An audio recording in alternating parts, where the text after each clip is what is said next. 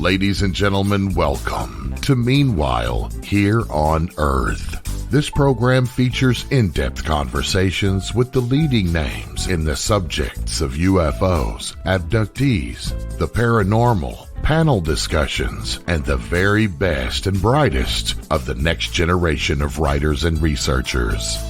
Meanwhile Here on Earth, the show breaking new ground in alternative talk with your intrepid host, veteran investigative writer and researcher, Peter Robbins.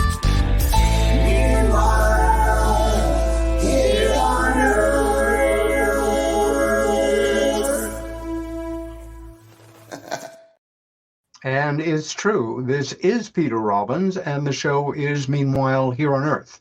You are listening to it at KGRA Digital Broadcasting, and to watch or listen live every week, all you need to do is go to kgradb.com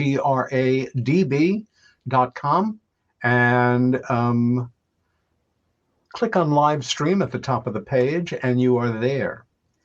You can also subscribe to KGRA, and if you do and mention my name as your subscription code, PETER, you will receive a full 30% off of your yearly or monthly subscriptions. And if that's not a deal, I don't know what is. And that ends the commercial part of this show. My guest tonight, this morning, depending on when you're listening, is Sam Maranto. Sam is an investigative researcher best known for his work on the Tinley Park, Massachusetts mass sightings of 2004, the O'Hare Gate C-17 UAP incident of 2006, one of Chicago's greatest known and well-investigated UFO incidents, and one of America's, and others. The mass sightings have been featured in several television programs such as History Channel's UFO Hunters episodes Invasion, Illinois, and Aliens at the Airport, Dateline MSNBC's 10 Best UFO Encounters, and many more. Two other noted investigations were the Lake Cook car incident of 2008 and the Chicago Mothman saga of 2011. We're going to learn about some of these cases before the evening is over. As a guest on radio and television shows, as well as a requested speaker, Sam has always made it a point to emphasize the actual reality of UFOs as a genuine phenomenon. Sam is a media consultant, MUFON field investigator since 2001, STAR team member, photo analysis team member, MUFON state director of Illinois since 2007, unofficial Patski connoisseur, and we're going to find out about that, and has a most amazing wife named Julie, who assists him, if that's even the word, in his research and presentations. And I love them both. Sam is very, I did not solicit this last line. He wrote this. Quote, Sam is very proud to be invited to be on this wonderful show with its amazing host and good friend, Peter Robbins. Sam Maranto, welcome to Meanwhile Here on Earth. It is a pleasure, my friend. It is always. And that was an unpaid solicitation, wasn't it? I never mentioned a word to you about it. Absolutely. Yes. It's good to see you again. And do invite Julie back into your She got ticked off and she walked in the other room, but I'll get her over here eventually. Well, she's got the second hour too. Of course. We're just the warm-up act. Yes. Listen, to start with, I know who you are. A lot of our viewers and listeners know who you are if they follow the subject of UFOs, but others do not. So let's start at the beginning, and let me ask you where you were born and tell us a little bit about your family. Well, where I was born and where I was conceived may be two different things. I don't know. I was asking my mom about that, and I figured it had been a nice cold month since I was born in the fall. And it was on the southwest side of Chicago near Midway Airport. In fact, that whole incident and where I lived for the first better part of, I'd say, 5 years, was in an apartment, which is above my grandmother's home, which was quarter a mile away from Midway Airport. Now, imagine, at the airport, I know pretty well, and it's been pretty much a part of our family for many, many years since they lived in the clearing industrial area. Since, oh gosh, I think it was the early 20s. And I stayed in that area till Julie and I got married. It's actually a year or so after we got married, we moved away. So the furthest we were within that period of time was a half a mile away from there. The closest was 300 feet away on the southwest runway. I would have been able to stand easily, gone on top of the roof, and shot a rubber band at planes coming in. So, yes, I know the area very well, and I'm pretty much used to airplanes, what they look like. So, all And these different features do add up to being significant when it comes to identifying photographs and videos today. and to having, well, airplane exhaust in your blood. Yes, it's very much embedded in me, and I breathe that stuff, oh boy, for years and years. And Sam, what did your that's parents not good. what did your parents do? My parents, my mom was, she had to, well, she was the keeper of us. There was four of us. My sister died very young, unfortunately. How old were Initially, you when your sister died, if I may ask? I was 5 years old. Can you And, talk a little bit about that? oh, sure, yes. In fact, the funny thing is, my first encounter with something that may have been a UFO preceded her death, or Hmm. actually her birth. That was in 1959. We can get into that a little bit. But my sister had the congenital form of cystic fibrosis. Uh, And people ask me about, why don't you have any children? Well, I watched my father cry quite a bit. It was really sad. Um, and she was very close to me. I would come home from school, and she was in an oxygen tent, and I would entertain her. She loved to be entertained, and she would smile, had the most beautiful dimples, and cute as could be. She had strawberry blonde hair, and she was only 1 year old when she passed. Um, Precious child, and she was named after my mom, Sophie, and her middle name was Catherine, so we called her Sophie K. Well, I had a dream, and sometimes these dreams are more like dimensions into other worlds, yeah. especially the other side. And this young, beautiful woman comes up to me, and she says, Sam. She called me Sammy, which my family called me. And I says, Sophie K. And she smiles and she goes, up here they call me Katie. And I woke up soon thereafter, and I just had tears in my eyes. And I told my mom, Sophie's okay. It's all okay. Yeah. And this is something I share with you, loss of someone dear, though you had much longer period of time, but within the scope of my short period of time at that time, five You better years, believe it. I only think about that every day. And I think about my father crying and holding her in his arms, walking to the window, showing the backyard, and just crying and Yeah. saying this was where I was going to have you play and build a swing set. And the firemen were in back of her and him, and they were crying, from the paramedics. I It was traumatic, very traumatic. I asked, and I appreciate you responding, in part because these are the kinds of things that contribute markedly to making us the people we are. And it can start very young. Fate is random, and tragedy or wonderful things can come out of the blue. And I can't imagine that loss with coupled with that reflection on your dad. And in a way, there's something good always comes out of tragedy. That's my experience, whether you like it or not. You learn things, you observe things, you become the more for it. But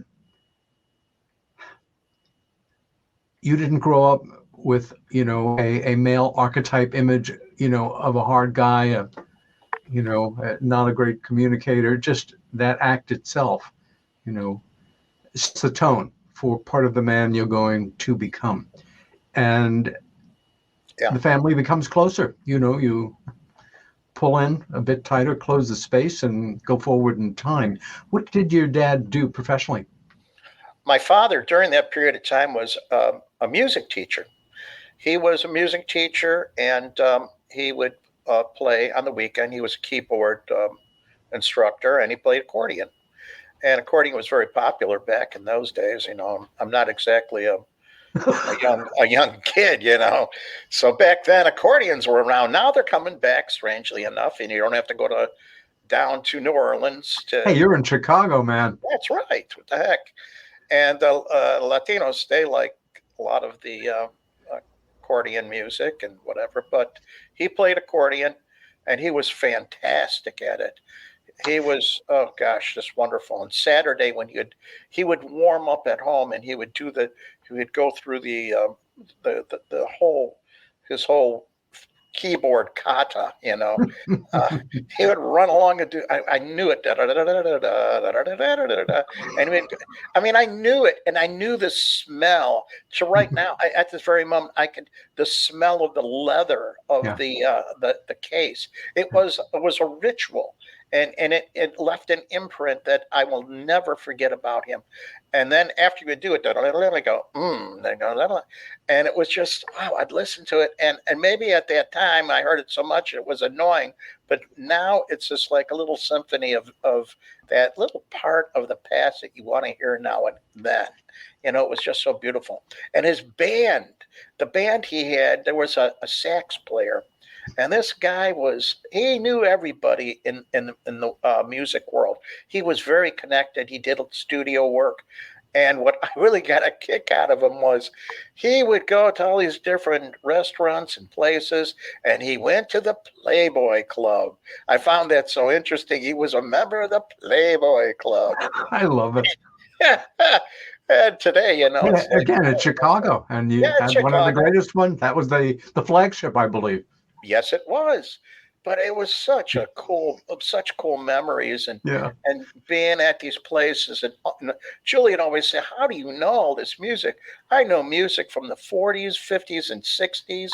I know all of this. I knew the words, and then even the 30s, the big band stuff. Because I had parents also that instilled in us generations worth of music, which is a wonderful gift. A question, growing up, were you much of a reader? Were your parents readers? I've always had eye problems. So reading was difficult for me. I loved to read. The problem was I needed glasses much sooner than they had gotten for me. In fact, because I lived in that apartment over by my grandmother's house, what was so interesting is my teachers thought I had some mental disorder because I would take one step at a time going down the steps. Well, first of all, my vision wasn't all that great. Second of all, I lived on the second floor, and I fell down those steps more times than you could imagine. So I had imprints of those steps in my head. Now, this was before DCF, so my parents would have had the police knocking on their door all the time, and it wasn't them at any time. It was me chumbling down the steps or the door closing on me because it had a return. So my vision wasn't good, but getting back to reading, I was a very poor student because I was attention deficit disorder, if you can. Yep. Oh, I think you can imagine that possibly. Before it was diagnosed.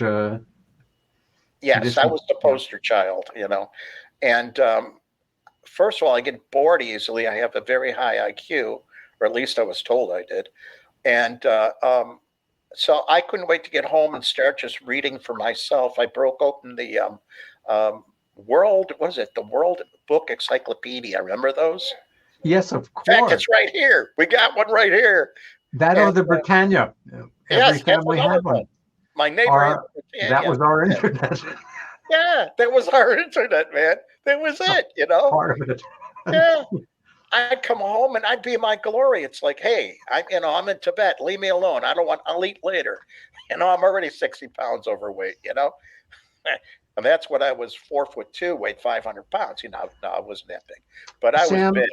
Yeah. American families of our generations back and forth, um, the culture of film, of movies, which is central to my life and something I'm always curious about with other people, comes to them in different ways. For a lot of people, their film education, viewing, entertaining begins with the television. For other people, going to the movies was a part of family life growing up, or at a certain point, going on your own with your friends. How did the world of movies come into your life, and what kind of films did you really love as a kid?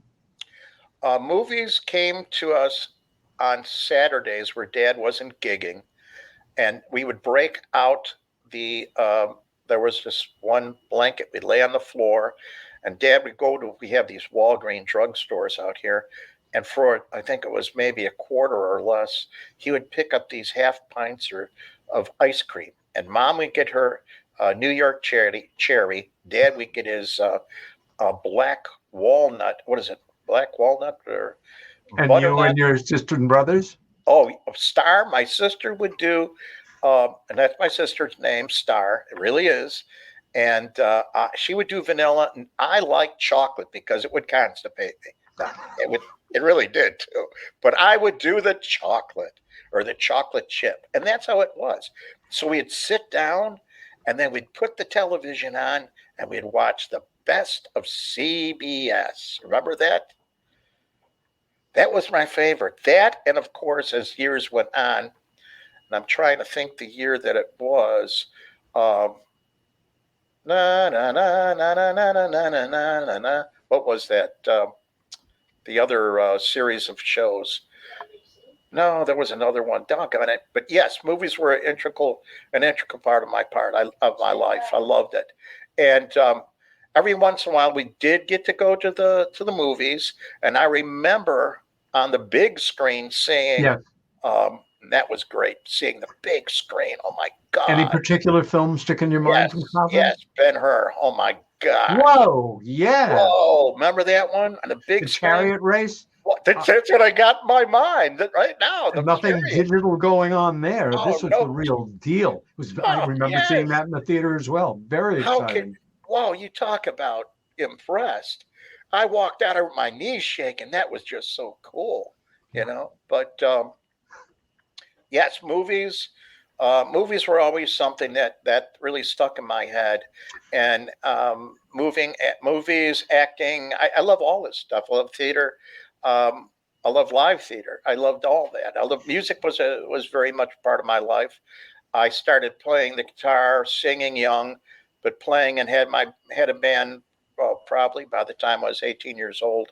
And did recording. My father couldn't understand how I was doing recording without having a formal background in music, but I did, and loved it up until I injured my thumb one day, and that No. was it. Yeah, and I wasn't playing guitar after that, but I still sing every once in a while. I break out in chorus, with maybe another person and have a good time. One of my favorite things is singing "Hair." Remember the song "Hair"?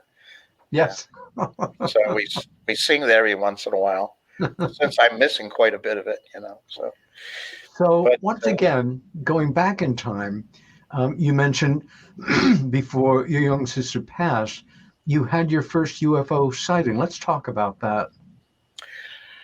it was in 1959, and it was I was trying to figure out the exact day, and it was had to have been in October of 1959 because, as you may recall, Dennis the Menace just came out. The new series of Dennis the Menace had just come out.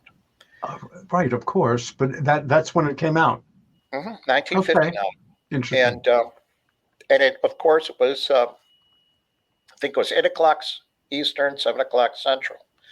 So my aunt and uncle, in fact, I have a picture there somewhere. Oh, I Of them. can after if you want, after Yeah, this we can we'll start to talk. go. We can bring that in there. And my uncle Tom and Aunt Sylvia had a place up in Fox Lake. I don't know if you know where that's at, but you know the area. It would be north towards the Wisconsin border Okay. and McHenry area. And so they had just put a new well in. They dug a new well, and they were going to go up there and check on it. And my mom was pregnant with my little sister Sophie during this time, so to give her a break from me Sure. was They take you with them. yes, they were very very nice that way, and it saves money, for counselors and psychiatrists too. So you just have the aunt take you away. So the So aunt. about what time of day is this going to happen? This was in the afternoon. We were there. We left early morning on a Sunday. It was a Sunday. And we got there, and they were looking on the side of the house. They were looking in the basement at something through a window. I went to the well and I started dropping things in the well. I was trying to see how deep it was. And that wasn't smart. My aunt yelled at me and said, "Get out of there, go play in the yard." So I went in the yard, and the yard has a channel that goes to the lake. So I went there, and by an area where the boat would be docked, or boat would dock. It was cut in. It was cut in, and I started throwing rocks into the water and trying to skip them, which I wasn't very good at, but I was doing it anyways. All of a sudden, an orb, maybe the size of say a basketball, self-luminous, flew over my right shoulder, up up to my left, in back of a tree. It passed this tree. It was a willow, and it's still there, by the way. I looked online, and sure enough, it's there. And it passed, it went in back of it, shot around it, and shot up back to the right into now what was clouds. There's clouds, but that was it. But while that took place, I had this electrical charge. I actually had to think about this, and the feeling of getting this energy through you was horrible. And I didn't know if it was something that I did wrong, and all of a sudden, maybe, God was going to zap my butt with something. I didn't know. It scared the hell out of me, and I had this electrical charge go through me. Yeah. But what happened was, my my aunt was standing in front of me before I knew it, and she was screaming at me, where were you? I turn around, look at her, and I'm all startled looking at this thing going up. And I go, "What are you talking about? I was here. I've been standing." She goes, "I've been looking for you for a half hour. I was in the backyard. You weren't here." And then I look to my right where the tree and everything else is, and I look towards where that thing is. It's dark. I don't even know how much time transpired. Something was wrong. Even as a child, I knew something was wrong. Yeah. What happened? I don't know. So we got in the car, which was, I think, a 59 98 Oldsmobile. And I got in the back seat, and I know it was in the passenger side, and I got in there. And usually I'd put various music on and ask me what I'd like to listen to. And I didn't want to listen to anything. I just wanted to shut up. Sure. Hi. First of all, I ticked off my aunt, and I think I ticked off God. I didn't know what I was doing. I was on a roll, and I was obviously something transpired. Missing time really wasn't something I even thought of. But when I got home, I went into the house, and they opened the door. My mom was at the door. I took off my jacket. I had this gray jacket, and I threw it on the stairs. My mom goes, "Aren't you going to watch Dennis the Menace?" I think this was the second week that it was on. I actually can pinpoint And it. you were how old again at this point? Very young. 5. I was born in 54. Okay, so, and mind you, my mother's pregnant with my baby sister, Of course. who's going to be born and die within a period of, a year and some months. So, I crawled into the bed, and I stuck the blanket over my head, didn't talk about it for forever. But I had appearances of the little guys, and the little guys would crawl on my chest. And I told Daryl Sims one time, I always referred to them as the cooties. Remember the cootie toys when we were kids? Those little plastic toys that were ants?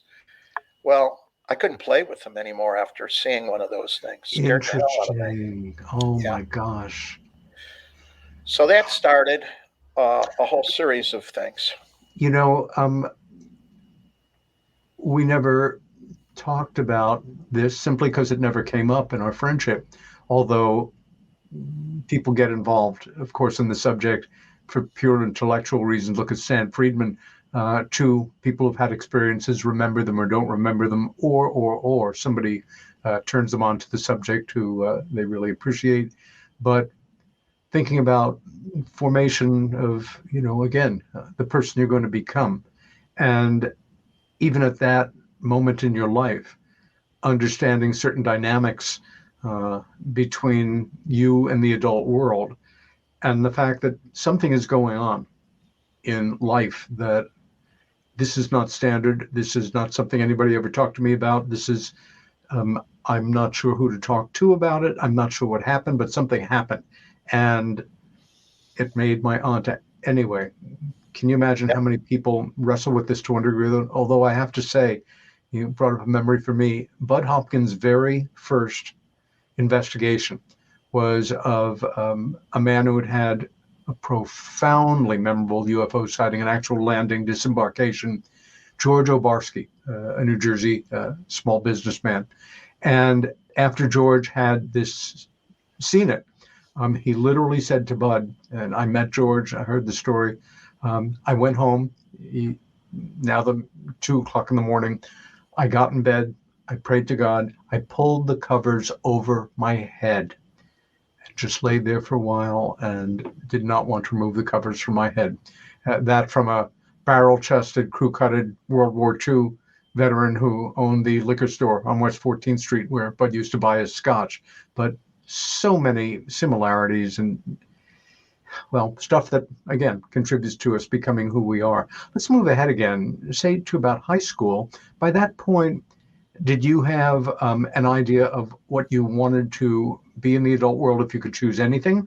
Or already seeing there's certain things, I have the money or don't have the money for school, got to get a job? Or where did you find yourself then, and what did you see or want to see for your future? I was I was always geared toward the arts, and that's probably more so what I had an interest in. Yet I was very good mechanically and a hard worker, so I Yeah, could do pretty much anything. yeah, So when I was in high school, in fact, starting in my freshman year, I started work in my uncle's machine shop. So I learned to be a machinist pretty quick, and outstanding.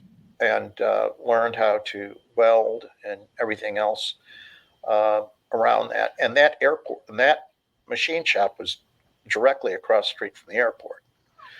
And again, so much Of of course. ties in with that darn airport. You know what I mean? Yeah. And but in high school, I sucked as a student. I really was bad. I just I don't know. I was bored actually with Yeah. most of the subject matter. If I liked a subject, I excelled in it. Of course, I did very well. And I went to a seminary, a preparatory seminary, and they tried to oust me every year, but they felt I was good for the environment. I was a different type of person. And they knew I was intelligent, and they didn't know how intelligent until these IQs came in. And I remember one time my history teacher, who was giving me like C's and D's in my report card, and I couldn't see why. Every time a test would come, I would have a difficulty understanding his questions, and it has always been a problem. I'm a little more articulate when it comes to analyzing things and trying to be as precise as possible. And not to be a pain in the butt, but I guess I was, when it comes to that. And he finally realized that I knew what I was talking about. I had a liking to, I love history. So early American history was something I had a passion for. Ah, And they had a national, you may remember that national test that they would have once a year in the senior year for American history. And all of a sudden, when these test results came back, uh, there were two people that were in the upper percentile or half percentile of the nation. And of course, the number one student in our class was in there. But what shocked everybody was me, that I was there. And everybody just turned around and looked at me, because both of us were in the same class. And we're like, There's yeah, got to be a mistake here. yeah. It's like, yeah. And it's like, I told you, you just didn't write a very good question. It had too many, it was too ambiguous. And the guy was, maybe he's right. But that floored him, put it that way. Art was something. We had an art class and an excellent art teacher. Ah. My art teacher refused to have me involved in anything because once I started to draw and paint, he says, nope, you just go over there and do what you want. You already have your style. And I'm like, what? He goes, you have a style. You can't be taught. I could show you different types of medium, as far as that, but I can't show you anything beyond that. You have something unique. So I had hopes to going to, of course, the Art Institute of Chicago, but that was basically kiboshed on the parents' end. So they didn't think it was worthwhile for me to do that. So that took me into basically going to a junior college where I took up all sorts of things, foosball, partying. Those I excelled in, by the way. And as far as actual classes, law enforcement was something I had an interest in. Sociology is, social science. Like, why do we even have to have something like this? So I studied that from what was peacekeeping. Remember, he was a peace officer. Now we have law enforcement. Very interesting. So it was a little bit of a puzzle in my head to try to understand. Sam, at what point did the subject of unidentified flying objects, unidentified aerial phenomena, flying saucers, things seen in the sky become an interest beyond your childhood experience, which I'm guessing nothing followed that in terms of interest or reading for years until something got you interested enough in the subject to become, again, the person you are. What was it? That was actually my father. My father, see, I didn't put all this together as two and two. I didn't know what was going on through these years. In fact, when I told my mom about these visitations, she told me that it was my imaginary friend. And I told my friends that, again, my imaginary friends came over and they started laughing. I go, that means you're imagining this. It's in your mind. It's not real. And I was really ticked off about that. Yeah. I was actually upset at my mom. Yeah. But what had happened one day, my father went to a student's house. It was in Palos, and I think you know the area, Palos, Illinois. It's very, very nice. I think he had a couple doctors and a few other folks. This gentleman and his son were amateur astronomers. And so he showed up, and the wife opened the door, and she said, Sam, you got to go in the back. The boys are looking at something. I think you're going to find it interesting. So he goes in the back there, and he goes, Sam, you just missed it. We just saw a UFO. My dad goes, what's a UFO? He didn't know what the heck it was. And all of a sudden, they took him inside, gave him a book, gave him a magazine. And that next morning, which was a Saturday, I woke up to the smell of both bacon and my father carrying on about this. He was so excited about what they were seeing. Oh, my. So I sat down, and while he was talking to my mom, I broke open the book by Coral Lorenzen. Lorenzen, sure. And one of the Life magazines, and I couldn't put it down. So from that point on, I think it was probably my 6th or 7th grade. I gave a presentation each year. Anytime I was asked to give a talk, usually, or asked to talk about something, as far as writing, and even grammar school, 7th and 8th grade, I always talked about UFOs, and that carried on throughout my life. When did you start reading books like Kehoe or, the first classics that you started to read and educate yourself? Hynek and everything. That was probably while I was in the first year of college, and second year was about all there was. But yeah, I read quite a bit. I was following all of this. Anything regarding UFOs I took an interest in. And I was also interested in the paranormal, which was very much a part of our lives. The How so? paranormal, yeah, it was very much a part of our lives. Give And us an example or two. okay, my uncles, who were more like my big brothers, I should say my great uncles. My great uncles were some really interesting characters.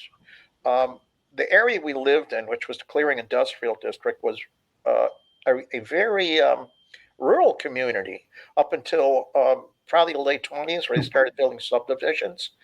And my uncles would tell me about all these paranormal experiences they had where they had an uncle that passed away and he would still show up at the dinner table, and an apparition would a full form apparition. They'd have to tell him he was dead, and then they would walk to school and they would follow him to school. Very interesting stuff like this.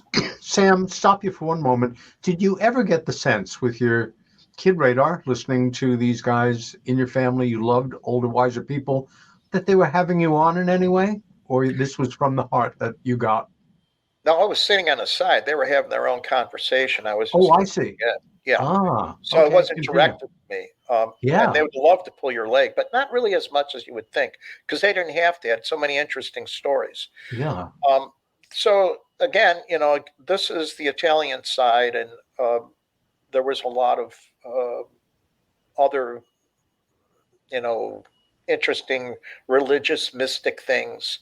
On and on and on. But back to the paranormal stuff, that was very much part of my life, Hmm. and it was very interesting. The esoteric was very interesting. I had my own experience seeing Resurrection Mary in I believe it was 1980. Uh, so a full-bodied apparition of what appears to be that character didn't exactly go out and check her ID. And I've done a number of documentaries on that in films. So Richard Crowe was a personal friend of mine. He Hmm. started ghost tours, as far as you may know that. So Chicago ghost tours. You may have even gone on them with Richard, but he was. But I don't even know if I answered your question. I had a lot of B12 today, so But the whole thing about UFOs. No, I started very early on You UFOs. did. At a Yeah. certain point, you heard about this organization called MUFON. You joined as a regular member, then became an investigator. How did you? I mean, you're deeply involved, and again, you've been the director of MUFON for Illinois for more than 15 years. How did you get so deeply involved, and what have some of that brought you in terms of experience? Well, my involvement with MUFON came after actually following Jalen Hynek and the Center for UFO Studies, of course. And he was always somebody I just revered as being the perfect UFO investigator and scientist. And Mark Rodiger, uh, Sure. young man Um, at that time, but I knew who he was, and Don Schmidt and all these guys. I knew who they were. Didn't really know them personally at that point. Now they're all friends. Um, but yeah, I was interested and really got into MUFON when coming home from actually doing. I had a radio show on Sunday, so I was coming home from the studio up north in Crystal Lake, and I'm driving, and I was listening to the end of the show to make sure everything was right. Then I switched over to a news. I don't know, it was WGN or whatever, and they were having an interview with a gentleman who had a sighting in New Lenox, which was not far from me. So I'm listening to this guy, and he's a pilot, a private pilot, and he's talking about this object flying over. And then they say where he has a business, and it was called the Magic Bean, I believe is what it was called. So it was in Tinley Park. So I drove directly there instead of coming home, ah, and I went there. He was there. I'm talking to him. We got to know each other, and I wanted to learn more about this case. I was already working on other cases, mm-hmm. by myself, doing investigative work. And so I went and I got the maps for the whole aerial maps for the whole county in that area. I spent like $65 and came there the very next day. And Sumarowski and Bill Leone were there from MUFON, the assistant state director and a field investigator. I put the maps on the table and actually laid out from other reports that came in the direction, where this was coming from. Then he gave much more detail. It was a very good case. And I gave them the maps, and they said, well, why don't you become an investigator? Become a member, become an investigator. I became a member soon thereafter. I think it was 2000.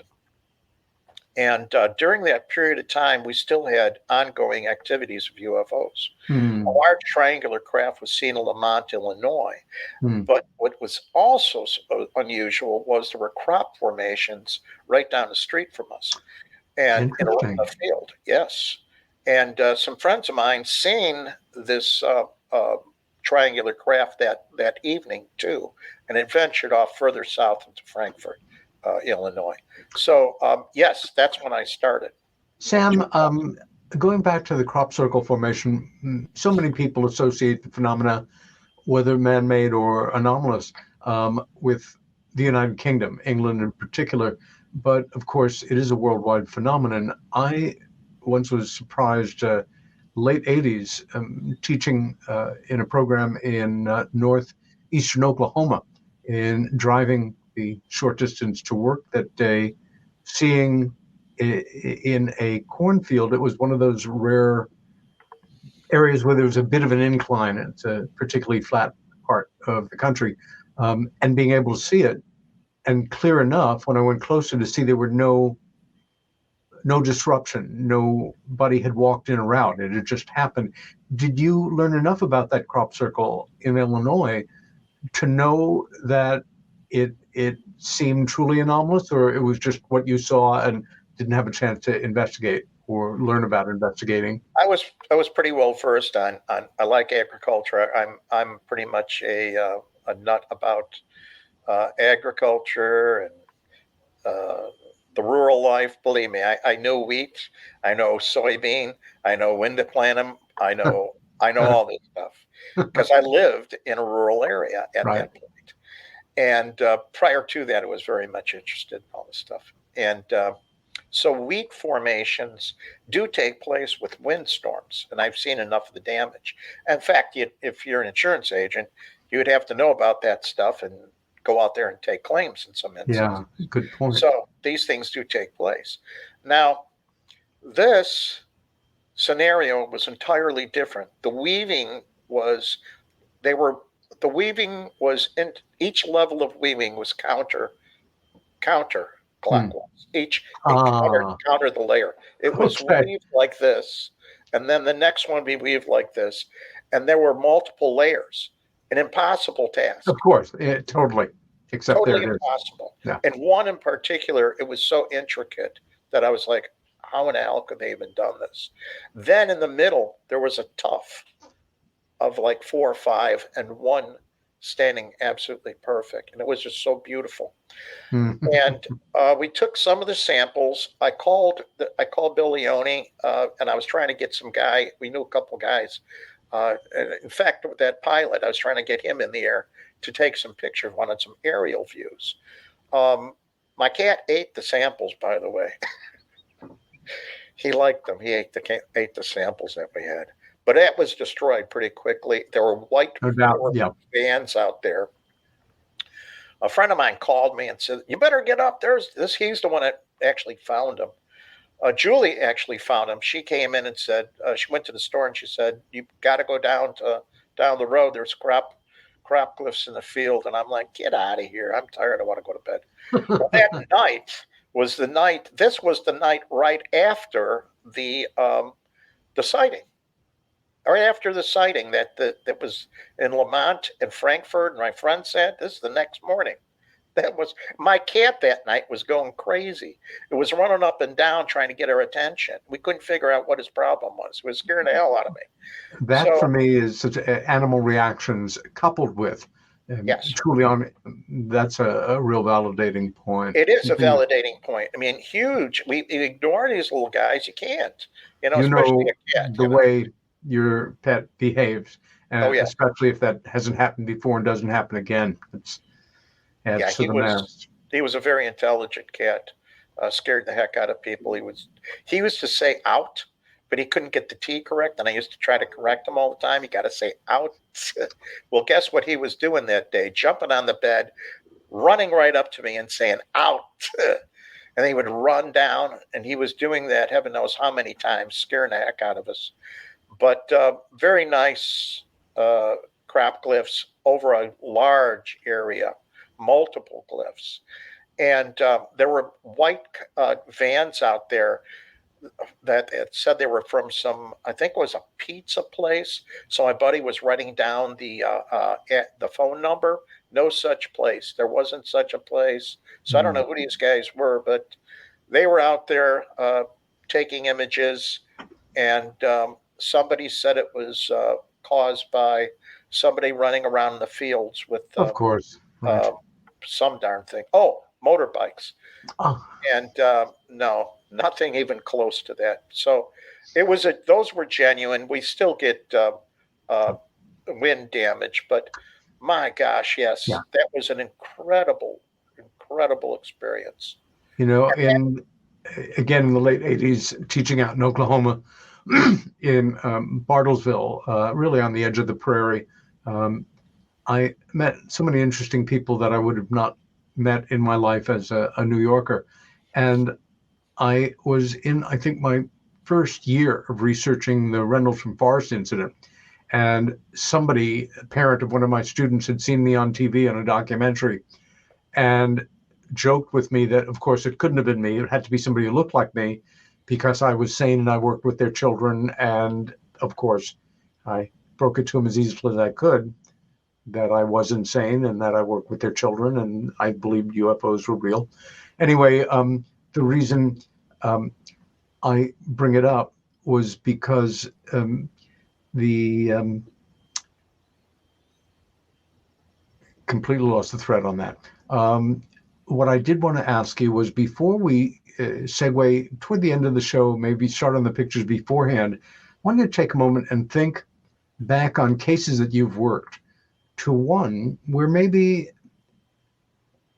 you got in deeper than you intended, than you thought you might, than you had realized, and that there was some anxiety or fear or concern about what you knew, felt you knew. Does that ring a bell for you in your experience? All too much. Um, I've actually have one case that I haven't broke, and for very good reasons. And I don't know when I'm ever going to break it because of these issues of potential endangerment, as far as yourself, other people. You always knew you were on a good case when things started to happen, strange things. And Tinley Park was one of them. The mass sighting, Tinley Park. Rockford was another mass sighting that was before that, came on the heels of the sighting down in southern Illinois, both mass sightings. And there's correlations between that, the one down in St. Clair County, and then, of course, Tinley Park. I think Phoenix, also Lafayette, Colorado, and a few of these other ones where we have these large, same thing with Hudson Valley. You know this area intimately. So, on the case. So, yes, a lot of these unusual things encompass more than you really want to experience. And sometimes I find myself walking away from those cases because your Scooby-Doo sense comes up and say, well, here I am at this stage of the game. Maybe I want to live another couple more years. But one in particular was totally frightening. Do we have a few minutes? Or Yes, we do. Okay. Was up in Fredericks, Wisconsin. And I remember getting the call, and it was October the 4th of 2004. And we just got through having the sighting, of course, down in Tinley Park. which was August 21st. And August 21st, 2004 was the first mass sighting. So I was still reeling with the impact of that. Um, Interviews like you wouldn't believe, newspaper, television, blah, blah, blah, on and on and on. Interviewing witnesses, hundreds of people we were interviewing, collecting videos, analyzing them, etc. And this was not a MUFON report. This was a New Fork report, and I worked on reports for various groups. New Fork, NARCAP, uh, CUFOS, etc.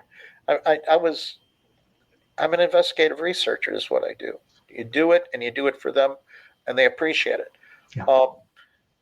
And the thing was, this case that I got on October the 4th came in from British Columbia, and it was another gentleman who had a center up there, and asked me to investigate it, to give the person a call. He says it's in your neighborhood, which was, I think, 9 hours away, and that's close enough. That's in my neighborhood, right?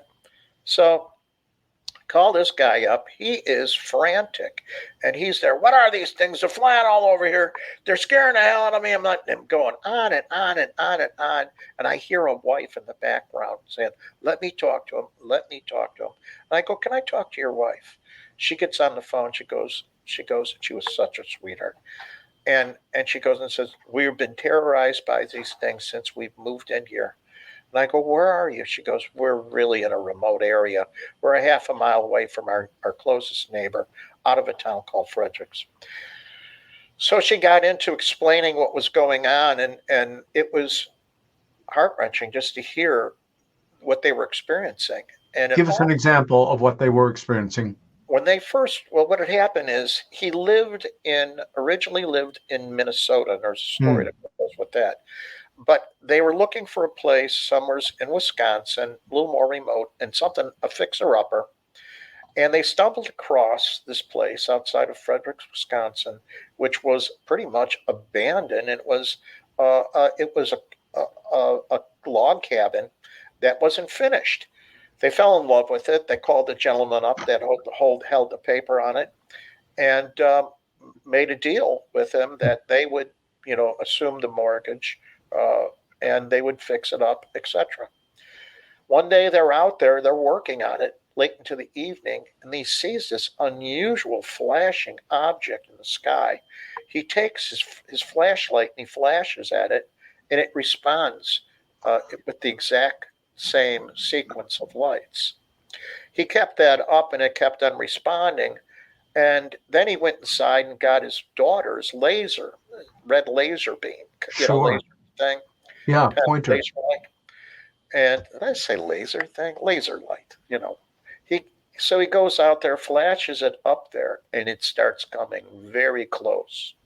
The two of them got startled, ran inside, and they says, "That's enough. We're calling it a night." She goes into the shower. He goes upstairs and comes back down, and he goes, "Oh no, what's this?" He looks out over the kitchen sink, and over a pond next to their house, he sees this orange orb sitting there over the little pond. About how big, estimate? How big did he say it was? It was big. At arm's length, it had to probably have been more than fist size, probably 2 fist size. It was big. Then he gets out and he sees that it's actually larger, and it's sitting there above the pond. And this isn't far away, so I would assume it's probably about the size of a beach ball, because I've been by their house. I know the pond, and it was big. So the both of them go out. She grabs a camera. He stays on, since they had this house built on an inclined hill, a hill. So there was the patio, or the porch, went out.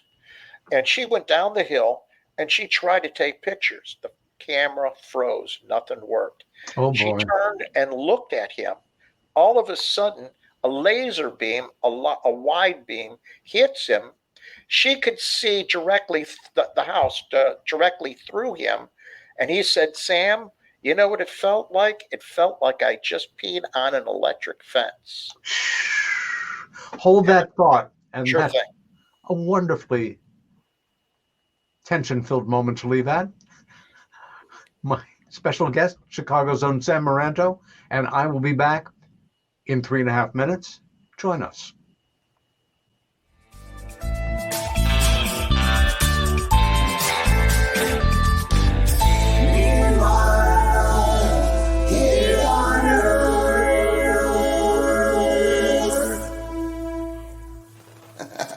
Hey members, the new KGRA DB app is now available on iOS and Android devices.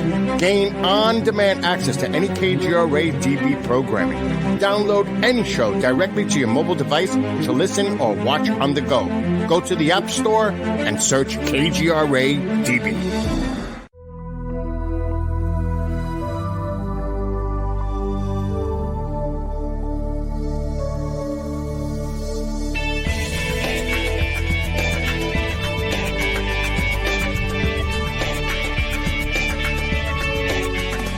Are we alone in the universe? The most important question facing humanity is on the verge of being settled once and for all.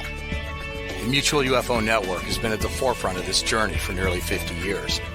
Our members worldwide are dedicated to the research, documentation, and awareness that will shape the future of humanity. Won't you join us?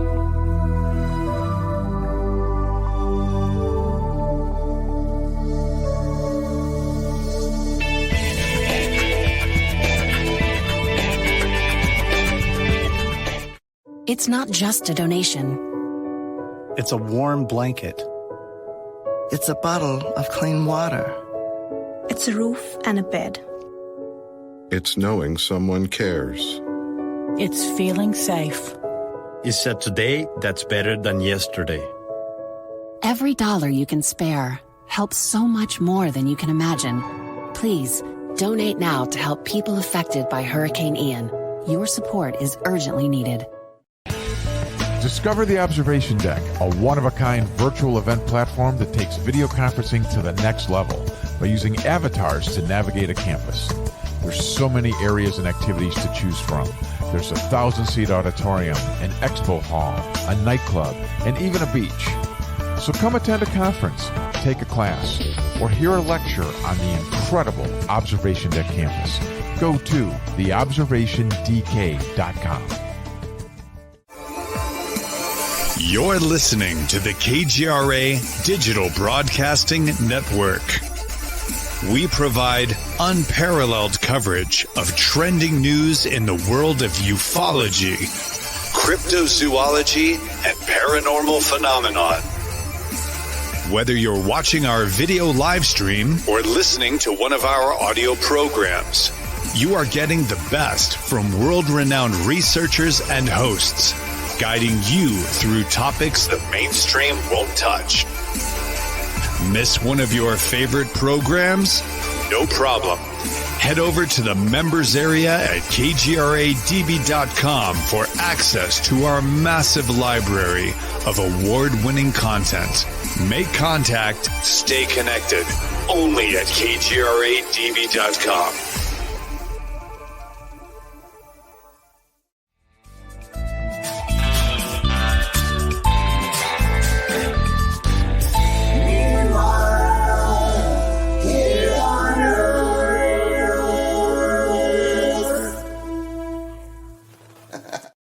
And welcome back to Meanwhile Here on Earth with your host, me, Peter Robbins, and my special guest tonight, Mr. Sam Maranto.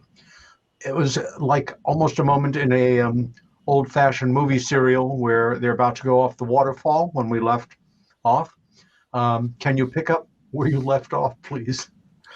As if that wasn't crazy enough, it kept going on. Each and every day I would get a call, and this happened for at least 2 years. We spoke every day where strange things were happening to them. One night, without giving the exact location, about where they were, where did they live, regarding where you lived, about how far? Oh, I think about 7 hours away, something like that, 7 to 9 hours away. Keep on. And it was far. It's northwest Wisconsin, close to, let's say, for instance, the not all that far from, say, Michigan, and Lake Superior. Now, they lived in Michigan. Excuse me, not Michigan, Minnesota at one time. Okay. So their prior experience with unusual stuff wasn't the first time then. He left one time to go up to Lake Superior to see his friend, and they lived probably about 3 hours, 2-3 hours away from where he was going. On his way up there, he noticed this triangular object. Mind you, this is before he moved down here at this location. And he sees this huge triangular object sitting above a barn, and it had in each corner of this triangle, affixed to the bottom, were these looked like if you were to take a half of a globe, cut it in half like a ping pong ball, and stick it underneath there. On each of the corners below it, and he said it looked like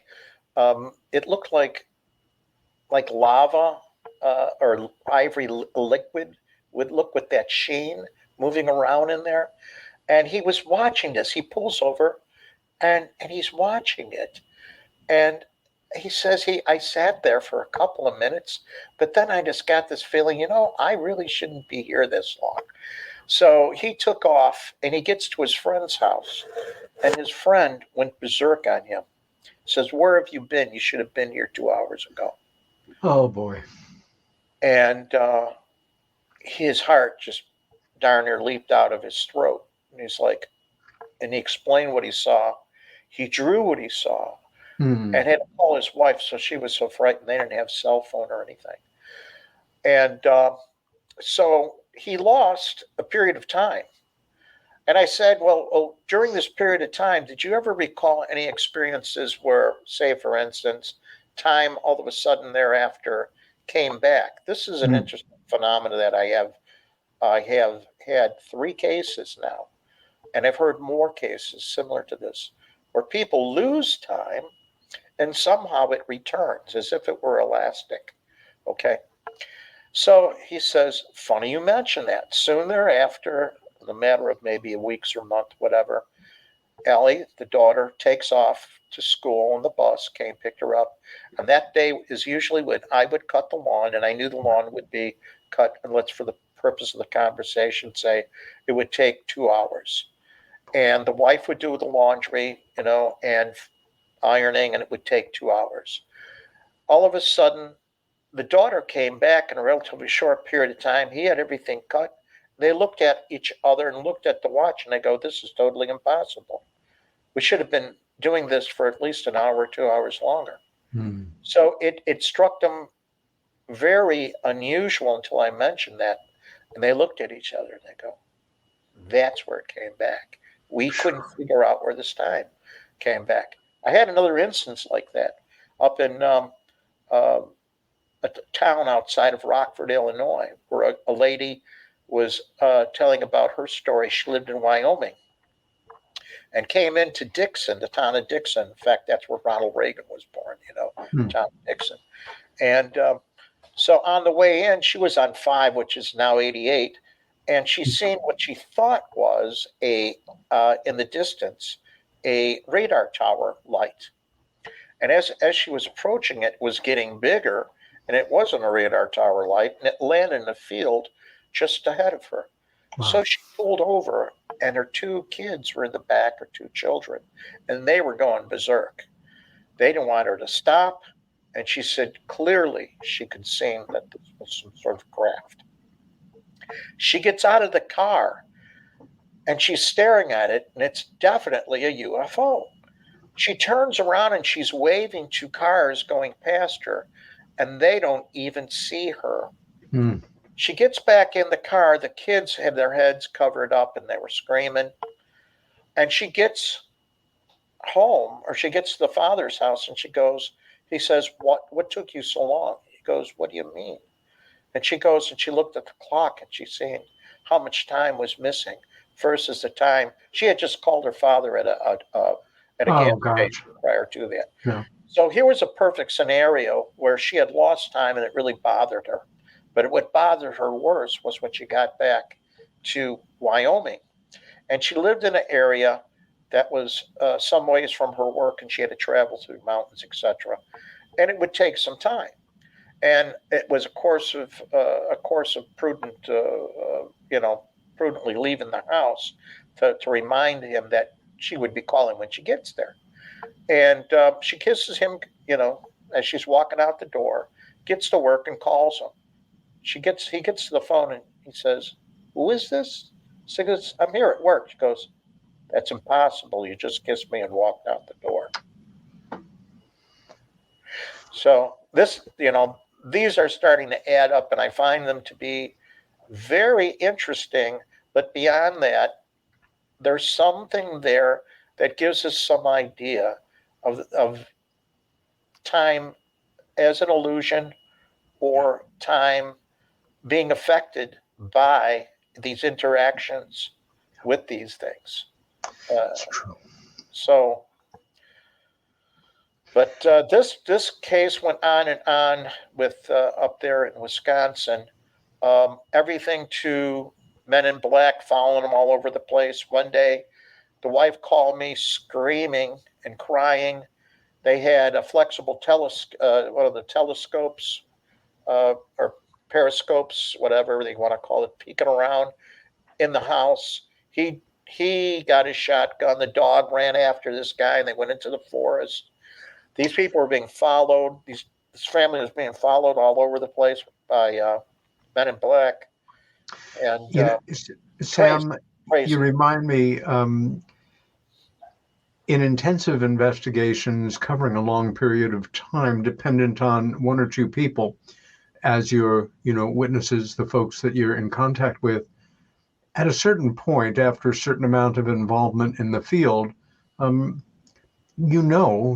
all foilable. We're all able to be fooled if somebody's intention is really to do that. But as you get more deeply involved in an incident like this, and it even pushes your open mind to certain extremes, there's a part of you, I'm speaking rhetorically, that says, is there any possibility of fabrication here? And if so, what could possibly be the motivation? Money's out of the picture. That has nothing to do with our relationship here over 2 years. I have never sensed anything insincere or unauthentic about the emotion in their voices.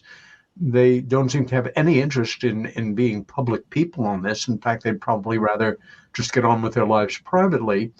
Are they suffering from some kind of pathology where they're getting some kick, taking time out of every day for 2 years, leading me on this merry goose chase? And part of you says, no, this is just part of the way the world is, and it seems to be happening to these people right now. And you move forward in good faith. You're either right or wrong. But can I ask, when did this start, and are you still in contact with these people? Yes, in fact, still in contact with them. We used to speak what was daily, went to weekly, and then went to monthly. And then now we talk every so many months. So, yes. Okay. But as far as one thing you may know about me, I am a pretty tough character when it comes to analyzing a case. So I'm not liked very much in the field by some folks. And that's okay. I earned that, okay? And that's because I know what it's like to be chumped, okay, and hoaxed. And I know that 90-some% of what we get is just, misidentifications and some hoaxes. It's honest, and that's fine. Explainable Yes, and that's fine too. This seemed to be genuine, but they also, and I told them, there will become a time that you will hate me. Those are my quotes. There will come a time that you will hate me. And I tell people in any long-term case, because what happens, post-traumatic stress disorder comes into play, and every little twinkling thing in the sky is a UFO. And they have such fear, and they shiver about anything that moves oddly in the house or whatever. So I want evidence, and they delivered evidence in all instances. And when they delivered evidence that was nonsense, or I told them, no, I spent 6 hours analyzing this footage, and here's what it is, and I showed them, they agreed.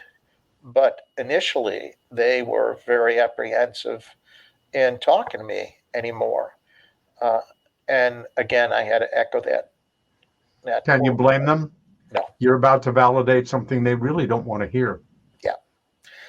So on let's say, for instance, those instances and those observations that have been verified as being genuine, they're genuine. The other thing is, many of those instances were not with just them, but other witnesses. This is an area that is historically been known to have events, some that are known that you would know back into the 50s. So another person that came into play is Vel Johnson. Remember Vel Johnson? No. Vel Johnson was the UFO car, the car that got hit in Minnesota. That one, okay, keep going. Yeah. So Vel Johnson gave him a call, reached out to him actually, and wanted to talk to him. The wife became very good friends, talking to him, and they both shared experiences, as far as what went with him on with his experience. And I had asked him, I said, you actually got to speak to Vel Johnson. Vel Johnson fell off the face of the earth for years. He says, well, he's a good friend of ours. I go, can you set up an appointment for me to meet him? So we went up there and we did our research on their case, but we also had the privilege of, I think, doing the last interview on video with Vel Johnson. So that was interesting. One thing leads to another. And in fact, it seems like in any good case you're working on that gets any publicity, everybody seems to come out of the woodwork, doesn't it? And in the spirit of one thing leading us to another, let's start to turn our attention to the myriad of images and photographs you have sent for us to roar through at whatever rate we can. Are you ready? Yeah, we could go through them pretty quick and have some fun when we're doing it. There's Mom and Dad. Yay! I love it. Yeah, that's 1975, their 25th anniversary. They went on a cruise to Cancun, and that is 1950 when they got married. My mom, well, Mom's 91 now. Dad passed away some years ago. She is just cute as a button and full of spunk like you wouldn't believe. Mom used to show up at high school sometimes to pick me up, and guys would say, hey, your girlfriend's here, and dang, she's pretty. I used to always not just get a kick out of it. I would just say how lucky I am to have such a pretty They both mom. have wonderful faces. Oh, he was a gem. My father, oh man. Some kids, they would have to go to the movies to see their heroes or go to the baseball park. I was fortunate enough to have mine come home every day after work and spend time with me. He was a gem of a man. Yes. Now this is an interesting photo, again from analyzing it too. This is at my great grandmother's house, who was directly all the way to the right. And this is my dad's family. And below her would be my Uncle Paul. He's still alive. But I mentioned Aunt Sylvia and Uncle Tom.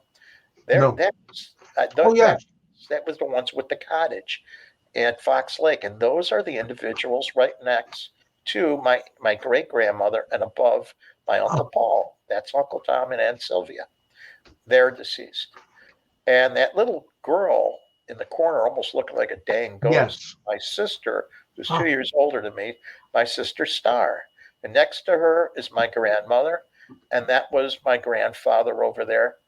And below them is my cousin Tommy, and there's Mom, and that's little me at 2 years and some months. January 1957. Yeah. Looking good. Yep. Now there's my sister and brother-in-law. Looking like Grizzly Adams there. That was their birthday. My sister Star, and his name is Gaylord, and I'm dead serious. They sounded like movie stars or cartoon characters. But they are just the most incredible people. Very nice. Now there's Mom, Scott, my baby brother. And then there's Julie, and there is me, of course. And this was at White Fence Farm, which is a beautiful place owned by the Hasterts family. Remember the Hastert was Speaker of the House, and well, these are his cousins, and beautiful place that was owned originally by the Peabody Oil and Coal Company, the Peabody Estate, and Mr. Hastert, Bill, the father, Bob Hastert, him and another gentleman had a bet. They flipped a coin to see if they would get this place for an auction. I think they got the whole place for, what was it, $50,000? I think, something like that. Yeah, it was pretty good. Hey, there we go. I'm getting a smooch. Look at that. That's my buddy Carl, crazy as could be, and that was our best man over there to the other side, Tommy. Oh, and Carl is one of the most incredible gentlemen. In fact, he had mentioned his father. He lost his father on March 10th. I think it's 2 years. But what a great guy. And he has a get together. He has so many friends. And I'm lucky enough to have him as a friend. And yeah. And there's Carl. And there's my friend who I've known the longest, who I don't get to see that much, Ray. So Carl and Ray, they were friends. And I met Carl through Ray, strangely enough. I met a lot of people through Ray.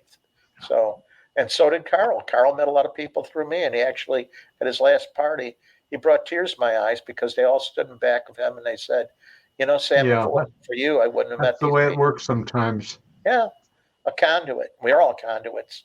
That lady right there standing next to Ray was a friend of mine, and that is Karen, and that's his wife. Isn't that amazing? Yeah. I love it. Yeah. And that is Julie. You know her. Yep. And standing next to her is Sue Morowski, one of our MUFON members, one of my best friends. And she was there with Bill and coaxed me into joining MUFON, which I never regretted ever since. I shouldn't say coaxed. She was a sweetheart. Yeah, she is a sweetheart. And over here is another good friend of mine. In fact, you'll be hearing a lot from her. We'll be doing some work together. That is paranormal investigator, and who also did Chicago ghost tours, and author, by the way. She's written a number of books. That is Ursula Bielski.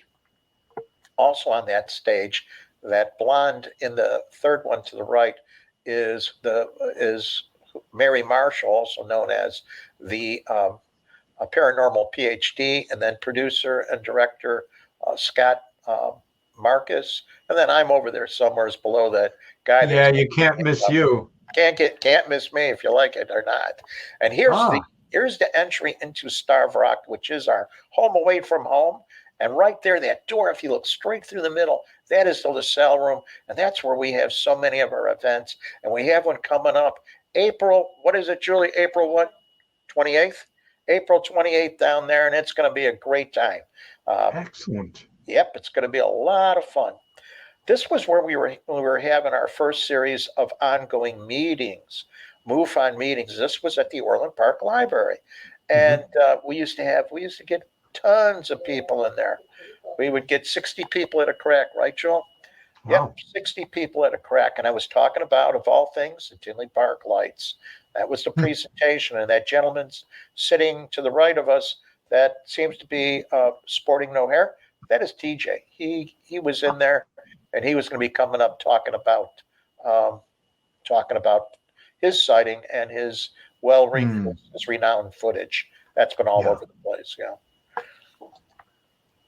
And this was Tinley Park. We used to do a lot of Skype speakers, and this gentleman over there, you know who that is, Stanton. He was our first Skype speaker, and the gentleman in the back, his name's Suave. He's an IT expert, and I believe he does, I think he's retired now. He used to do court recordings and videos. Well, you certainly started out with a excellent first guest speaker for your meetings. Oh, absolutely.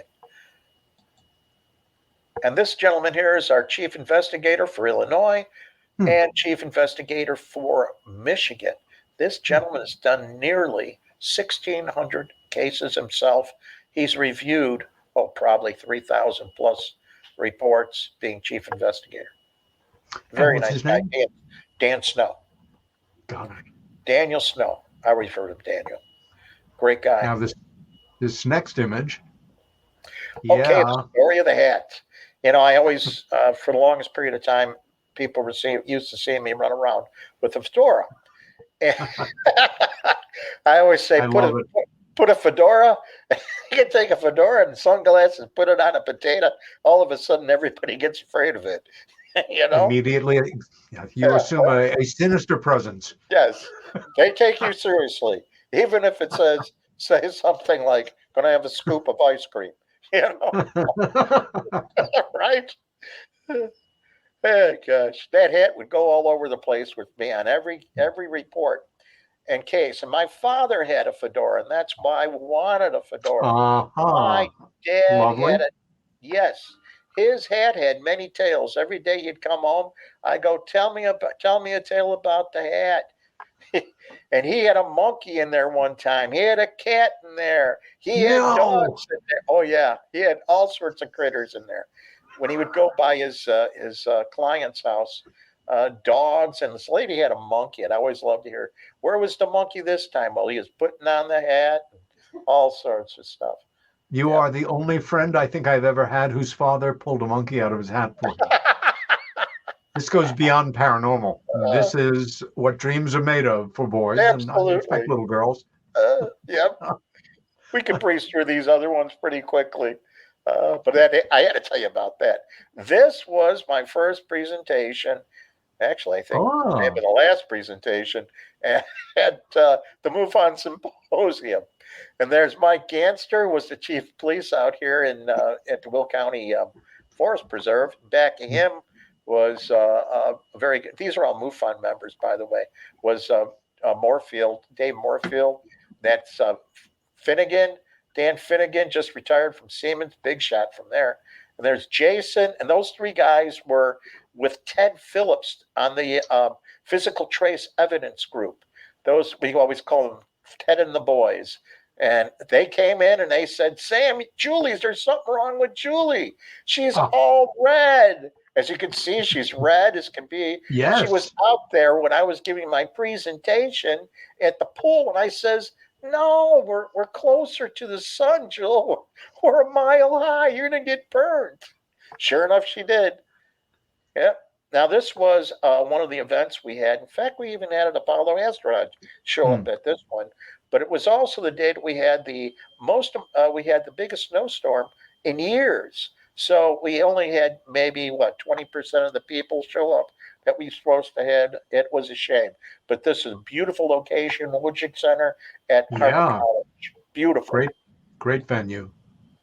And that was me at one of our other chapters that we were setting up 3 hours away. And that was in Princeton. And we used to always get nice turnouts at that. But 3 hours away and killing 3 cars just got to be a little too much. And there was nobody to take that one over. Yeah. That was the other part of the crowd. And this was a group of probably 500 people. It was one of the largest men's clubs in Illinois. And my presentation, which I gave quite a bit, but for some reason people they couldn't get, is why I'm not a believer. That's because I know. I was going to say the word belief is it just, people don't make that distinction. It's by the same token, people say, are you a believer? And I say, I don't believe in them any more or less than like the chair that I'm sitting in. I guess the word belief really doesn't have anything to do with it. No, it has to do with faith, and there's nothing faith needed.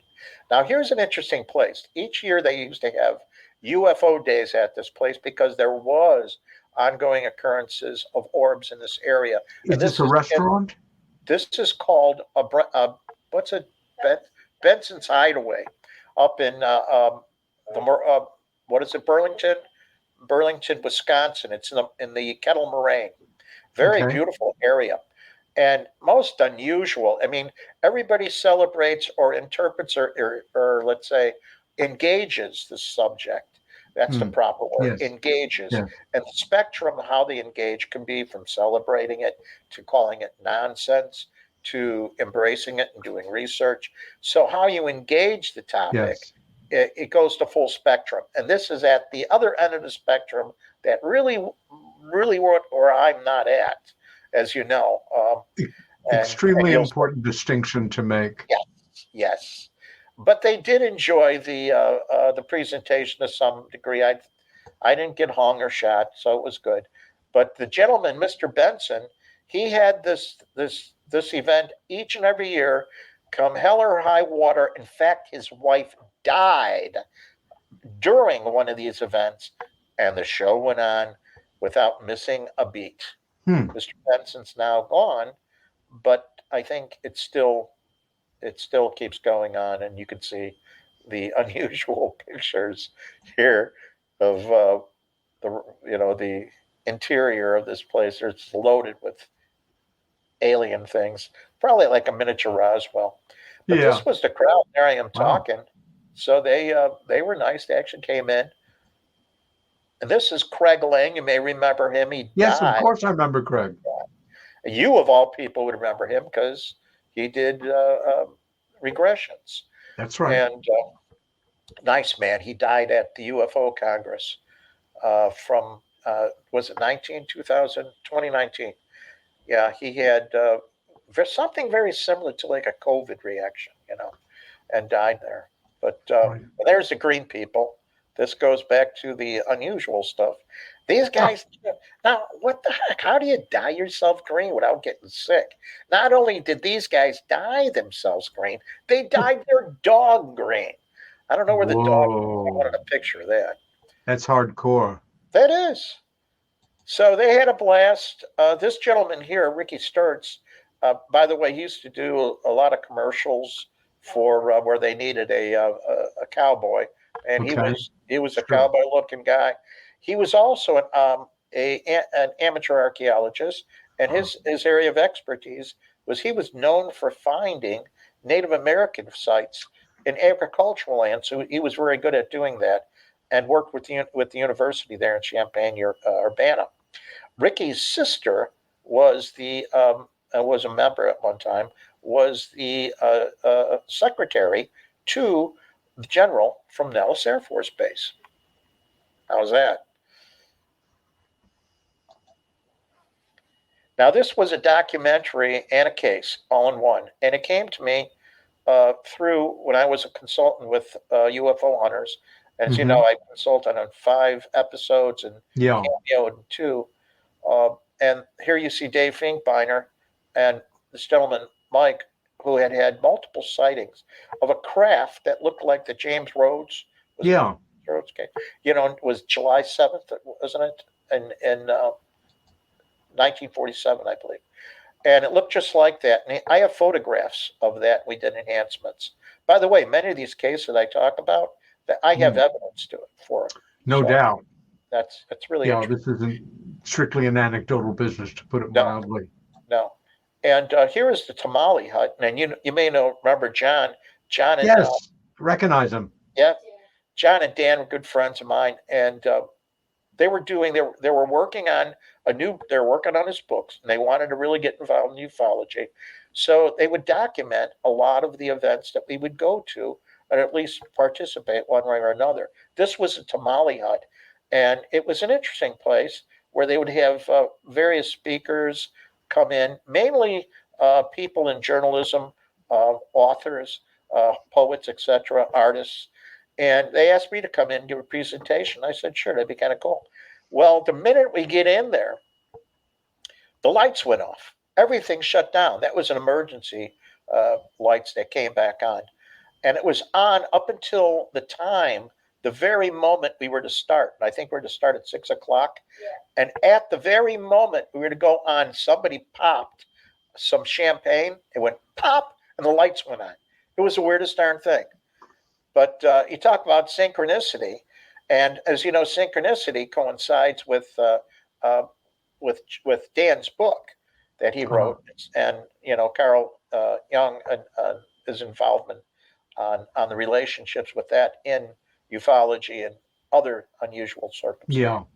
So it was great. Now, here was one of the most trying presentations I had ever given. How so? This was a astronomy group.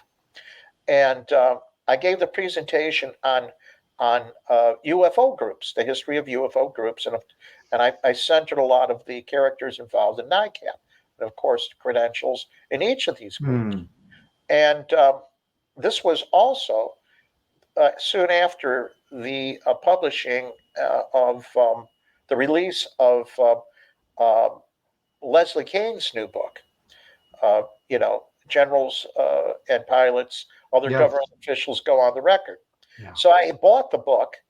I probably bought 3 of them because I usually gave a book away at each different event. So I come in there and this guy gets up in there saying, "No, you're full of it. Why aren't there any government people?" I just said, the guy was in charge of NICAP for a while, was the director of the CIA. What are you talking about? And pointing out, and they go, "Oh, you're lying, you're lying." I go, "I have a book right here. Read it." I gave it to the man. Do you know what he did with the book? He gave it to somebody else. Yes. How insulting. Oh, it was horrible. What I went through that day was horrible. But we did get members out of it. In fact, we have a great group. One thing great about our group, we have a lot of people in astronomy. We love science. We love astronomy. We love to go after this in a pragmatic way, also, if at all possible. So we love our sciences, too. So I think we shift gears with this picture. Oh, yes. There we go. Yep. There's Dan and John. And here we are in Kansas. And we had a great time. Did you know? This conference that where we actually met took place about 10 years ago, and Dan and John, who are a couple, had inherited some money. It's no secret, and they were very into UFOs, and they decided to put on their own conference. And what a conference it was! Only happened one time. I don't think Kansas City will ever be the same. And our base of operations was this gorgeous period landmark hotel. You could walk in and almost, feel the prohibition, or it was just perfectly kept. And that's, right across the street was a theater that had been there for, it was a theater or a hall, but had been there for about 100 years. And Kansas is certainly a conservative state, but Kansas City kind of makes up for all of it in terms of kind of like being Austin to Texas, university town, of course. And the lineup was stellar. And we had a great time from beginning to end, some terrific presentations. Yep. Charles Paul, Stan, Don Schmidt, Robert Salas, and just in this picture, and oh my, boy, do I miss Rosemary. Yes. That is Rosemary Ellen Guiley on the left, legendary paranormal UFO researcher, writer, and author extraordinaire. When she passed a couple of years ago, I think she had written or co-written more than 90 books. Wow. Really a first-class scholar and somebody beloved to many of us. We had, once again, had such a great time that weekend. And Salas. Yeah. And then in the background is Bruce. And who passed like a year or so ago as well. I mean, just look at in the scope of this picture, we have 3 people in the background that died, and then sitting directly across, talking to Robert Salas is Jesse Marcel, who was. Yeah. Now there's Frank Ficino. Remember him? Yes. Who wrote "Shoot Them Down," one of the great underappreciated classics of UFO literature. A great book about the marvelous year, mostly of 1952, and the desire by the Truman administration to do just that. Oh, yeah. God. Isn't that incredible? I have a series of photos here of this interview, and I just fell in love with the reactions. Jesse Marcel Jr. right there, stage center. Stunning reporter. Her action, she was just so... Everything. She was just excellent. Now, I want her hair. I wish I had her hair, Richard and me? Look at these 2 guys.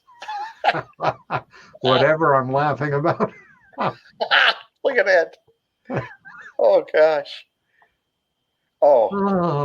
Now, to tell you what was going on here in the background, when I took this picture, Steve. Rich was with me, and we're staring at Steve, right? And we are just very serious. Very serious. Like, what's he doing? Like, Steve, what are you doing? And we're razzing him, and I'm like, he's going to make a 70-hour presentation. And sure enough, when he got up there, he was going for I don't know how long. The man is remarkable. He doesn't need a single 3x5 card. He knows his material backwards and forwards. Yeah. Oh, and Lee Spiegel, of course. There's our buddy Lee. I believe Scott. They believe he's passed away too. Yes. Yeah. Oh, gosh. Nice guy. Yeah, but Lee, what a gas! So we were goofing Truly, around. a good and true friend. There's another nice shot. David Marler. Yeah. Gosh. There's another one of the four amigos here having we had put together a summit, and this was down at UFO Congress. Yeah. And, we had a good time. It was great, and I got to meet some new people. I finally met Valet and see that lower right. And Doug Trumbull, who's gone. I'm sure you have a similar appreciation as we do this work, which is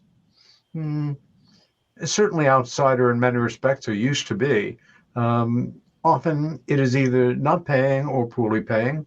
For some of us who actually are crazy enough to try to make part of our living doing this, it is challenging. But the perks on the job in terms of the people we have gotten to meet, the friendships we have made, some of the places we've gone that we've never been before. As far as I'm concerned, some of these things are absolutely priceless. There's just no way we could have had these things in our life otherwise. True. Great. This is an event we like to have. We call this after the holidays party. And smart move. Yeah. And we like to have it usually in January, except if it looks like the weather's going to get crazy. But we usually have it in January. And this group here is have some interesting people. Most of these people up in front were part of the Chicago Mothman investigation. Okay. So, and we have our own version, and a book and a documentary will be coming out on that. Yes. Please let me know. I'll help you promote it. Yes. And these are two of my favorite people. In fact, they started Dave. This is our state section director up in Rockford. Mm-hmm. I met them on the mass sighting. That's Mel and Dave. And we go back all the way to 2000 with MUFON, one of my best friends in the world. This nice person here is Wendy Jagowski. Yes, of course. You know Wendy. Yes, yeah. She's, I think, one of your friends on Facebook. Now, she is one of my one of my investigators, CFI. And she gave me she lived here. Yeah. Oh, yeah. Look at that tie. I was a cow getting picked up by a UFO. Damn. She got that. It was an early Christmas gift because this was a commemorative party luncheon for Stanton Friedman. And there's Doug. There's Greg giving a little talk on his involvement, on his personal interactions with Stanton, and how it really touched him and kept him in this field. Good. And there is Ellison, of course, a journalist and talker, and work part of our team, and there's absolutely wonderful husband down there, Scott, who is a character and a half. And up there is Nancy and Roxana. Roxana is so wonderful. And there is one of the faces from UFO Hunters Invasion, Illinois, and that would be Ellison Nevels. And that's my assistant state director and myself, and that is our cake we had, our dedication to Stanton. That may be one of the only mentor-driven cakes ever created. I just wanted to point that out. Yes, definitely. There's Roger and I. Roger, myself, and then, of course, Roger being assistant state director, and then Daniel Snow, the three of us being, the people in charge here in Illinois, MUFON Charter Group, and with certificates. And there's Julie and Roxana having a blast at Starved Rock. chewing the fat and having a good time. And what a beautiful time we always have when we're down there and together. This is another event that I was speaking at, and this was in Pennsylvania in 2019. And with my buddy up there, Bill Burns, who I hadn't seen for a while, and we got to reminisce on some things and goof around a little bit and have a blast. And there's the panel back there. And they had a nice lineup of people. We had a blast. I had a horrible cold. I was so sick. I had to leave that. Oh, no. I was horrible. It was so cold in there.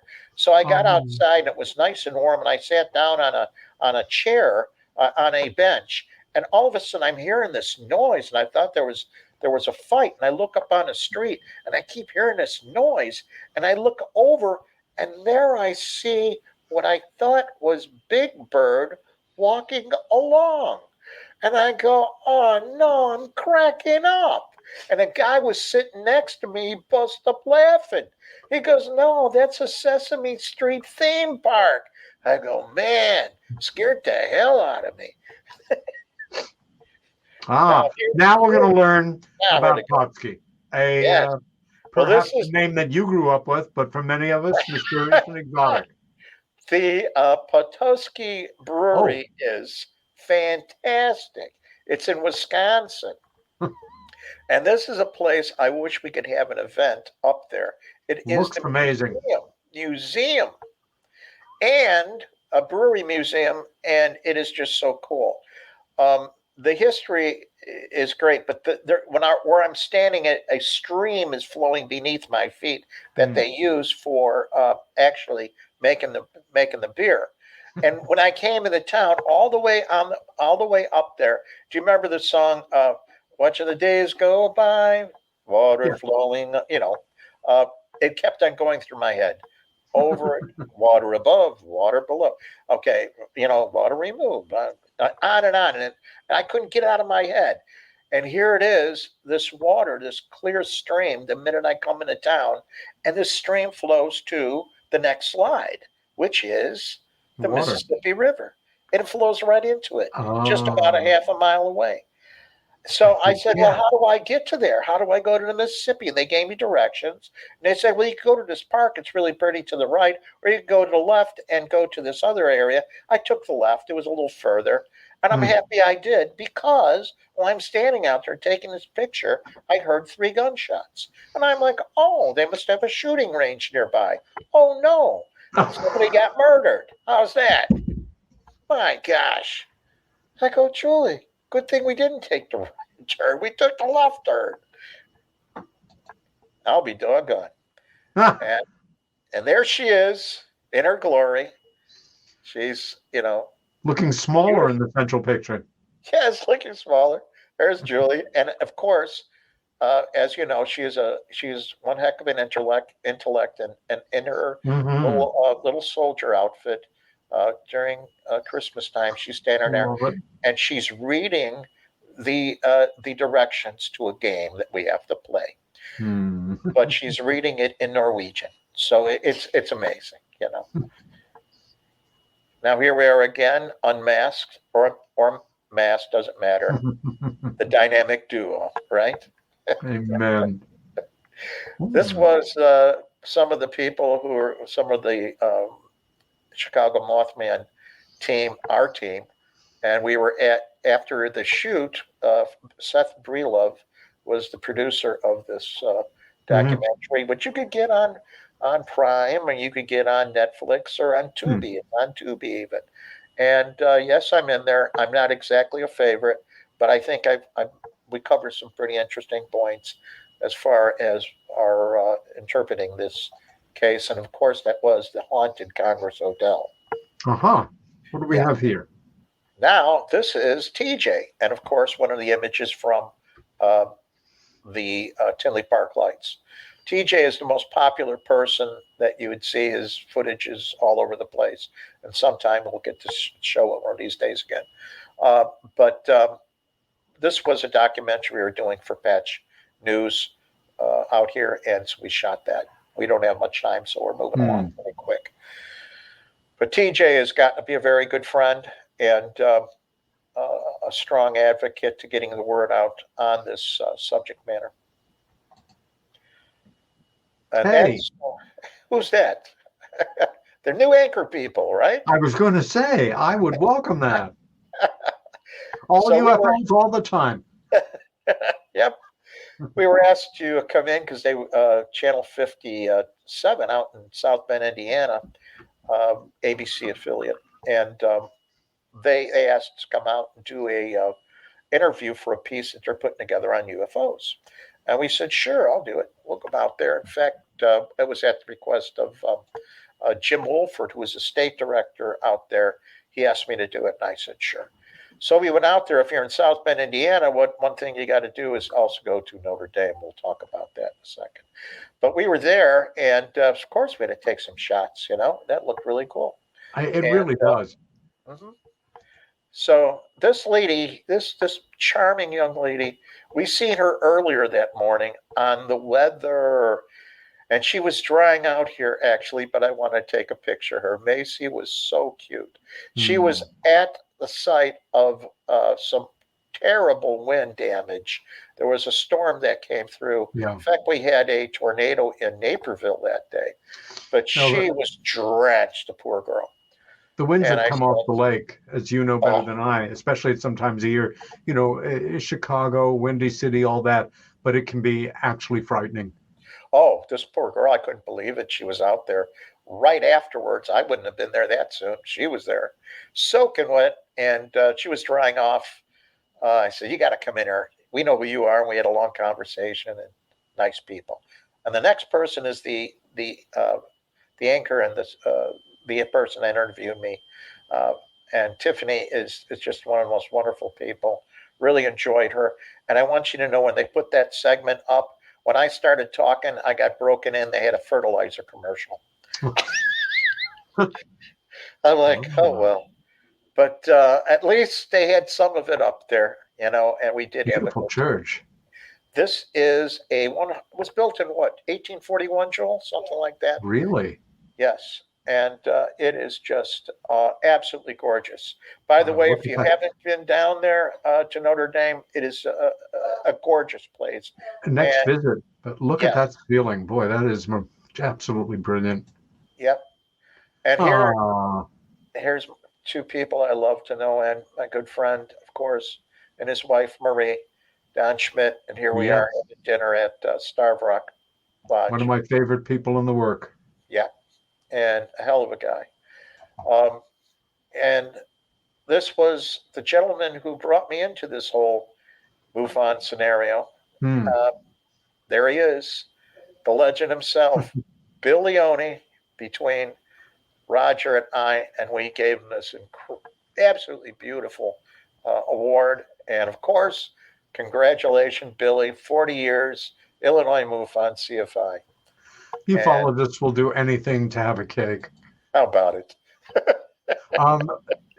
We're going to end the photo section with a couple of surprises for you, pictures that I took cool. at the Kansas conference as well.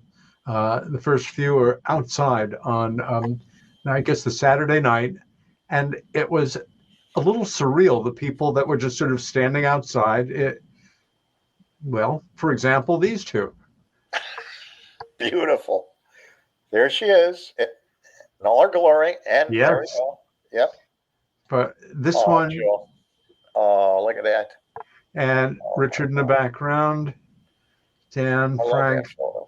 Yeah. Frank. Here we are. Once again, Richard in the background. You engaging the man.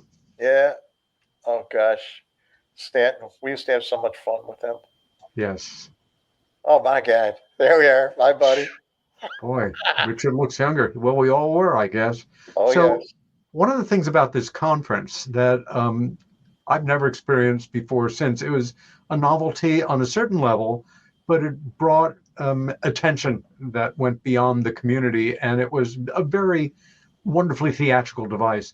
The organizers had leased a pair of old-fashioned, like gas-powered Hollywood 1930 style Klieg lights that shine a beam of light like a mile in the air if there's moisture in the air and catches it, and used some great signage Again, we had the theater here, and I remember Martin Luther King spoke there.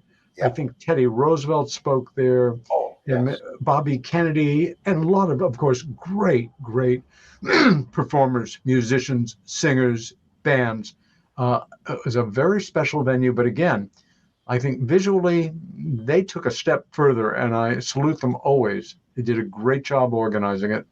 One of the best conferences I have ever seen. Two of the coolest guys I ever met, and really enjoyed working with them. And you think there are people out there that really do appreciate what we do, who are no better off than we are financially. But this is, I think, the second time I've ever heard of somebody getting an inheritance and saying, I'm going to blow a pile on putting together a UFO conference. If I lose it, that's the way it goes. It's a thank you. And this was, again, a very special one for all of us. Yes, it was truly wonderful. And again, I got a chance to spend a lot of time with you. And we all had our last moments with Jesse. Well, I saw him actually not long before he died at the Stephen Bassett's amazing disclosure event at the National Press Club. Oh, that's right. An example of the shot. Yes. And my hotel room opened out on this view and got some wonderfully exotic pictures out the window of just this interesting, non-standard Midwestern tableau. Fantastic. Well, I'll tell you what, I've enjoyed every second of this. Oh my gosh. And great Bryce Zabel, and of course our dear friend Jesse Marcel Jr. And a great shot of Rich and Rosemary. I saved a favorite one till the last. The scene is we're having dinner, and we're gabbing, we're having a good time, but Steve Bassett and Bryce Zabel are not just in a conversation, they're in a place. And it worked out. I kind of crept around the table and got their faces perfectly framed, you and Julie observing it and seeming in a different space than they were. This is a portrait. Well, a quadruple portrait. Oh, excellent. Well, the things that are coming in my head. Anyway, I have actually gone over our time. We have a shorter time right now than we used to. Sam Maranto, thank you so much for being my guest tonight. Stay well, fight for what you believe in, and see you next week. Thank you.